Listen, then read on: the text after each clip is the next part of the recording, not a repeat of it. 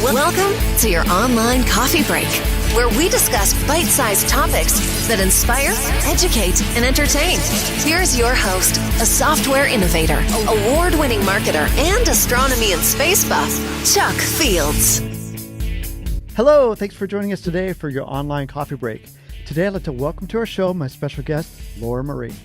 Laura is a singer and songwriter who, as a South Texas native, grew up immersed in poetry and music. Laura has won several awards for her music since 2009, including an Independent Music Award and the OurStage competition in Texas. She recently released her newest single titled This Is a Call, which has a deeper message about the importance of voting for the upcoming elections. Laura, thank you so much for joining us today. Thank you for having me. Oh, my pleasure. Now, I love your music, and I've always been amazed by how musicians and songwriters get started. Can I ask what drew you to music and songwriting in the first place? I used to love to sing when I was little, but I didn't like to sing, in front of people, but I did do that quite a bit. And I studied lyrics from a very young age. Mm-hmm. Lyrics fascinated me. Poetry fascinated me. And when I was in elementary school, I started writing poetry. And then when I got into college, I sort of needed that to get me through some rough times. And that's when I started really concentrating on writing lyrics and that sort of thing, just sort of to vent and to sort through everything that was happening in my head. So, well, let me ask this: as a writer, as a poet, to get things out. I used to write a little bit, not near as good as you, but sometimes it's very personal. So, were you the type of writer that would write and keep it to yourself, or do you love the school projects? Hey, I want to write this and share this with my teacher or my class. I liked to share it. In high school, I had my poems published and that sort of thing. I Nice. think that sometimes right away it got into uncomfortable situations. Like I had a boyfriend in high school and I wrote this song about another situation. And the title of the thing was, how do I say I don't love you? But it wasn't about him. Oh, but he thought it was. And there was this whole story. So I started feeling really uncomfortable about I wanted to say what I wanted to say. Sure. I knew what I meant. And there was right away that back and forth of how much can I share and not share? Right. and how it's going to affect other people. I could not imagine. Now, how did you actually get started in music? What was the toughest thing about starting out in the music industry? Going solo was the toughest thing. I started out in a band and, safety in numbers. So that was great because I had horrible stage fright. I'm more of an introvert. And so that was difficult. But when I went solo in around 2000, that was the toughest thing for me, I think. Just Wow. This idea of being the only one, on stage and yeah, that was it. What was it like, though, when you first went single and you're on stage in front of an audience? You obviously got over that, but I understand I'm an introvert too, so that can be terrifying, but in a way it can be sort of stimulating, I'm guessing. Yeah. There's definitely great moments and some moments of great connection with the audience, and I like the intimacy of it. I've grown to really love that part of it. Mm-hmm. But yeah, it was definitely difficult at first. I had to get over my just that initial fear of being public, being in public and being by myself, sort of thing. Yeah. Wow. Now, another thing that fascinates me is how you go from sort of a blank slate to creating these awesome songs that you do. Can you sort of walk us through? I know it's probably different every time, but can you sort of walk us through your songwriting process? How does that work? For a long time, it was I'd have a strong emotion about something. I have a lot of opinions about things, and so it came from a feeling usually. Whether it was an intense feeling of love or of frustration or of anger or fear or sadness, whatever it was, that's sort of sparked from there. Then I'd get a phrase in my head, and then it would be a melody, and then a melody in the phrase, and then it would just, sit down and just start fleshing it out. And I'm very particular with the words that I use, and it's just from there it becomes like a puzzle. And then when I was with a band, I was, somebody would give me the music, and I would say, well, this feels this way, and then I'd write about something I felt that matched that feeling. So that's kind of how I went with it. See, I think it's neat. So it's not really you came up with the lyrics and then did the music, or you didn't come up with the music, came up with the lyrics. It's sort of, they went in tandem with each other. Yeah, exactly. Either way works for me, I think. Yeah, definitely. Wow. Now, so was your, I'm looking back in your history. Was your first album, I know you said you started in 2000. I understand you did several albums. You've done Drawn, I think in 2007, Last of the Ones in 2010, The Season in 2013. What was your first album, and what was it like creating your first LP and getting it out there? I had an album before with my band. Drawn was my first solo album. And that was very interesting to me because I was at a point where my band had just broken up. We broke up in the studio. It was traumatic. Oh, no. Yeah, there's a lot of drama. We're all friends now, but at the time, it was pretty ugly. And so I really didn't want to have anything to do with the music industry. I just said, I like these songs. I want to record them. Maybe we'll try to push them to another artist, because I enjoy writing lyrics and I'll do that, but I don't want to perform. And then in the process of doing that, I was like, I got really excited about the music and the process and went ahead and made a full album of that. That was, to me, discovery time because I really didn't know what I wanted to sound like as a solo artist. I was kind of up in the air. I knew what to sound like as a writer, but not necessarily as an artist, a persona, a performer. I didn't have that identity yet. So a lot of that was my producer was like, well, let's do this. Let's do that. This is what I think you sound like. This is what I think, it was kind of that thing. And then it came out and then more projects we did together and projects I did on my own. I started developing my own, this is what I want to sound like. This is where I want to go with it. Okay. So as an artist looking back, you're probably thinking this album's better than this one. And then, this newer album's better than that one. So is it progressively, you feel like you're getting closer to who you want to be? Yeah, that's a good way to look at it. I'm not necessarily, upset with who I was back then or although there's some moments that I kind of go, I would have done that differently. But it's a progression, definitely. And I feel like I am getting closer and closer to me, each time. It's like discovery process. Yeah. Excellent. Well, I'm going to geek out for a second because I have to admit, I found out about you first on Instagram when you came out with your Stars Apart album. And being a space geek that I am, I'm like, ooh, Stars Apart. Let me listen to this. And so I really enjoyed the music on there. And one of the songs I love is called Honest. Just like some of the words that you said still ring in my ears. You called me honest, said that made me dangerous. That means you're safer, further from the truth. Then it's good to be nothing but honest to you. And what I like about that is just even the lyrics of the chorus. It's, you called me honest, said that makes me dangerous. If that means you're safer further from the truth, then it's good to be nothing but honest to you. Now, obviously, you sing it way better than I can talk about it. But can you tell me a little bit more about how that song came about? That came from an actual conversation. Really? I was asked to be dishonest about some things, and I, after a lot of reflection, really felt that I couldn't do that, and because of that, I lost some people in my life, and that's okay, Yeah. But that was that sort of idea, just like if you think that me needing that truth in my life is difficult for you to process, then I need to, I just need to be on my own then, that sort of thing. So. That's an actual conversation, and it's one of those moments of truth in your life where you're, this is sort of a maturity moment for me. I felt for me personally, because I'm not speaking for anybody else, but really it was sort of like, no, I really need to stand by my own truth here, and I need to assert myself, and I need to do that no matter the costs, because that's what integrity is, and I really, really want that in my life. Absolutely. That's what it reminded me of, just the tremendous growth. I can tell in the song that it was like a personal moment for you where you're like, I've got to grow beyond this. Yeah, definitely. Yeah. Well, that's sort of the truth shall set you free. It's who you are. Yeah. Yeah. Sorry, my Christian is coming out of me because the next song I love is your song called Be Love.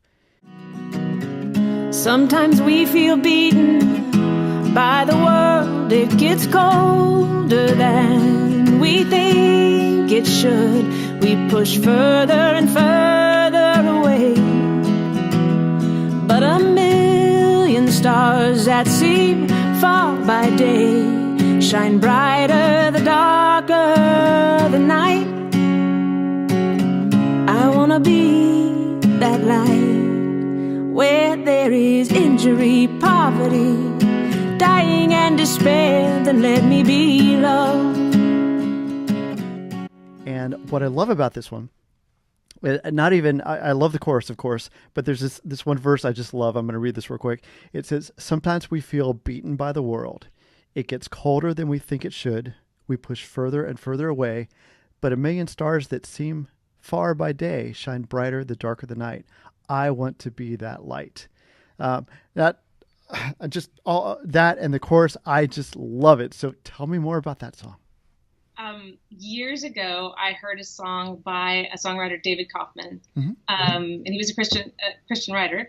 And it was a song called, I can't remember the name of the song, but it was based on the prayer of St. Francis. And it moved me so deeply because I love the prayer of St. Francis. It's a very humbling prayer, no matter, what you believe. I just believe that in that humility, in that compassion and all those other things. So Me too.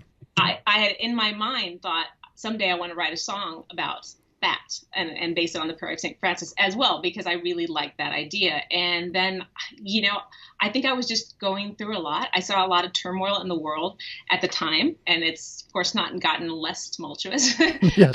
But I really felt a need for that prayer in my life, and I felt a need for that song. And so I wrote it really to comfort myself, to sort of say, this is recenter yourself. What do you want to be? I have a tattoo, Be Love. So that's the name I of it. love that. Nice. I wanted to center myself and say, what is your intention when you come into these difficult times around people that may be experiencing them or you're experiencing them? Where do you want to focus? And it's like, I want to do it in the most loving way possible. I want to be that part of it and not be, all the negative things, although it's a struggle, I do get that. It's hard to stay on the straight and narrow that way. But yeah, that's where that song came from. Well, I certainly love it too, because it's just more of us could embrace that philosophy. But I'm just like you. I'd rather be the light than to set a negative example for the people we run into. Life is hard enough if we could just be there for other people. We don't know what people are going through, and just being the light for them, being the love for them, I think it's just so amazing.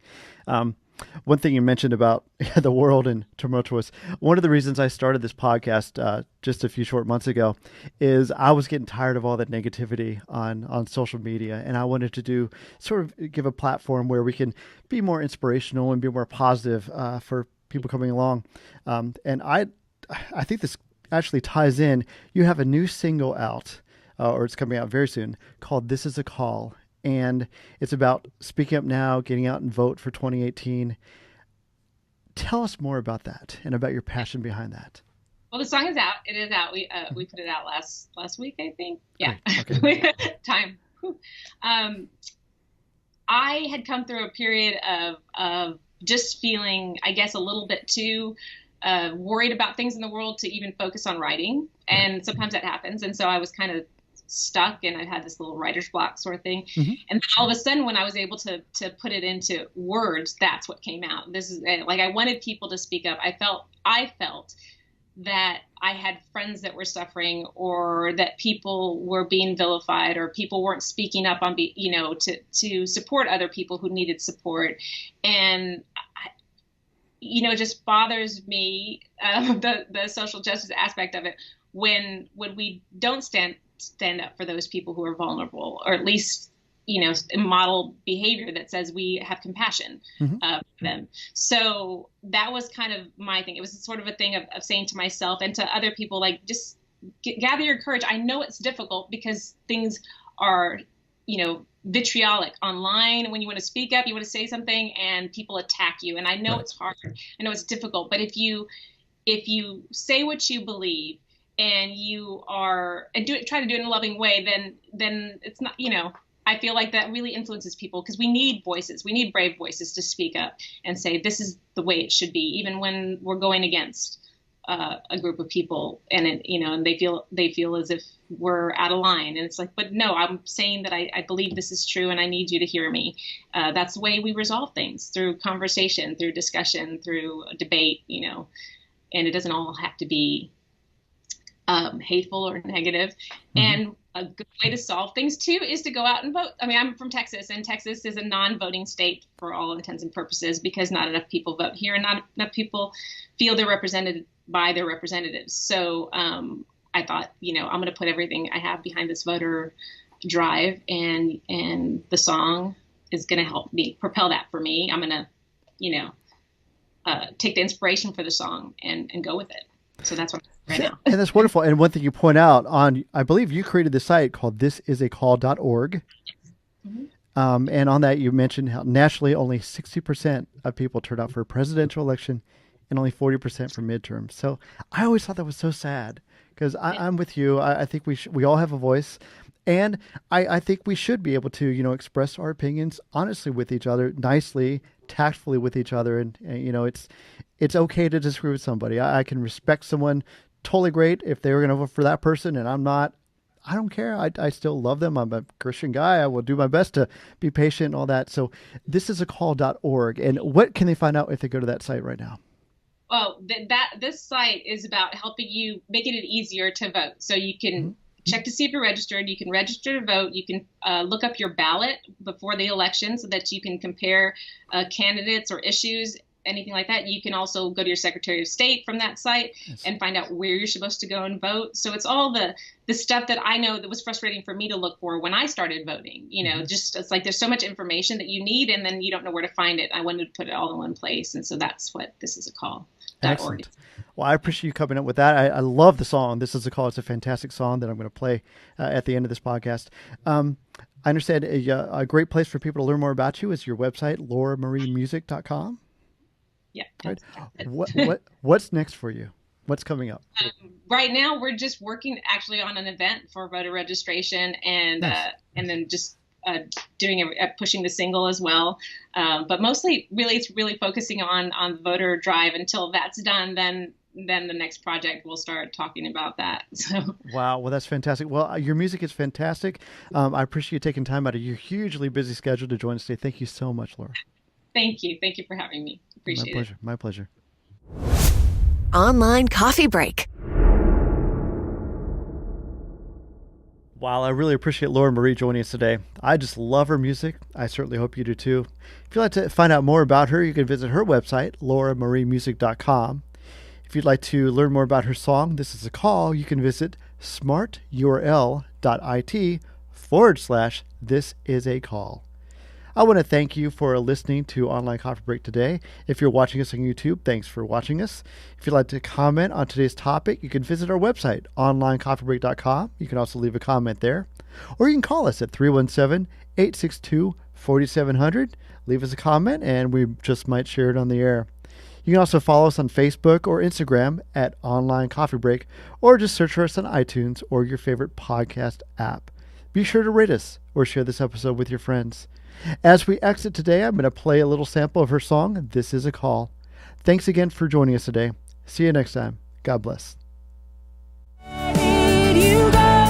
Courage and toe, hanging your head on your heart follows. Where are you now? Don't let me down. I need to hear you, so speak up now. You need to say it aloud.